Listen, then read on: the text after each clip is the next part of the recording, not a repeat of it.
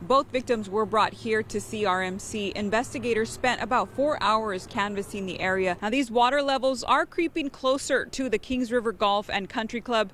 The group of women who put the vigil on tonight were with Cultiva la Salud's Network for Immigrant Latinas. Well, this is just one of the businesses here behind me affected by this flooding. We heard from a local Syrian refugee who has family in northern Syria. We're currently on Route 196 just north of Exeter. Take a look at this gas station. We were told that last year at this time the rivers were flowing from 300 to 500 cubic feet per second.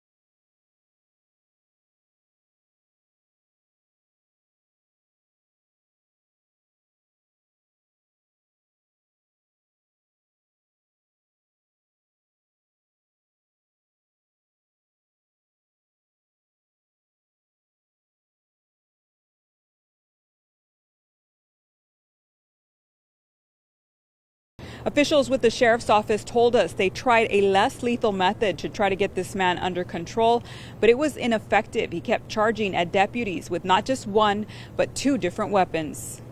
A scary encounter. A man armed with a machete walking along this road in Fresno County. What we had is a phone call came into our dispatchers at 12:03 p.m. There was a worker in this area on the 3300 block of Barron Way. A worker in his vehicle noticed the man's odd behavior and the weapon he was carrying, and he immediately called police. So he called it in to dispatch to get deputies out here to take a look at this guy. As the worker began driving away from the location, the man charged at the worker's vehicle, swinging the machete in the process. The suspect then walked back the direction he came once the victim parked. He went back behind a fence. He grabbed an axe. Tony Botti, spokesperson for the sheriff's office, said deputies arrived on scene and immediately ordered the man to drop both the axe and the machete. But he refused and then charged at them. They fired beanbags at the suspect.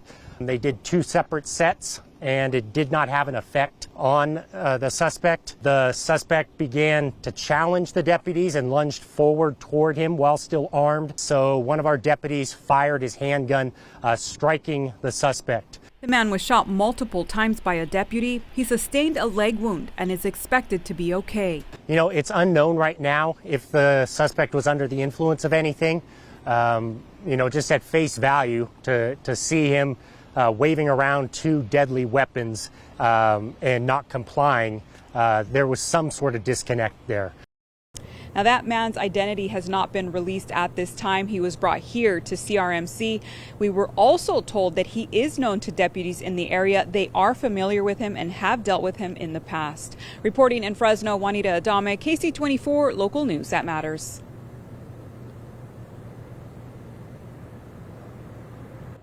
We were told that last year at this time, the rivers were flowing from 300 to 500 cubic feet per second. This year, that number is at 7,000 cubic feet per second. The water is cold, fast, and extremely dangerous. These two kayakers probably thought it would be the perfect day to float down the San Joaquin River. We really can't stress enough for people to obey the closures on these waterways. But they were wrong. We want people to truly respect the power of the water and understand that this is just the start of the season. The river was so high and the current was so fast that the two women got stuck in a strainer. A strainer is essentially any obstacle within the waterway that as the water passes through there, it can pin somebody or a boat or a kayak to that obstacle. The pair had to be rescued by Fresno Fire's swift water rescue team on Thursday afternoon. So that strainer creates a huge danger, and fortunately for them, they were stuck on it, but it didn't swamp their kayak, make them submerge and trap them under the water. It is not known if the women were aware of the river closures. It's just not safe. It's not safe for people to be out there, and in some ways it's even dangerous if we have to go out and conduct a rescue. But Fresno County Sheriff John Zanoni said citations are likely for those caught on the closed waterways. We want to send a message. We want people, like I said earlier, we want them off of the waterways. But most importantly, this is about the safety of our residents, and it's about the safety of our staff. Officials told us no matter how much someone thinks they know these waterways, they have transformed since the floods and the rain. They are far more dangerous than before. Reporting in downtown Fresno, Juanita Adame, KC24, local news that matters.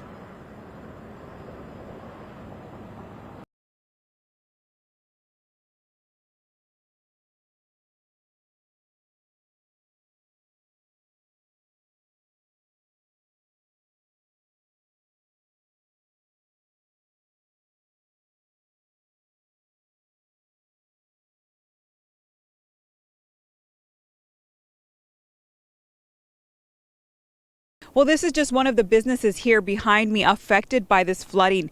Hanson Ranches and Equipment.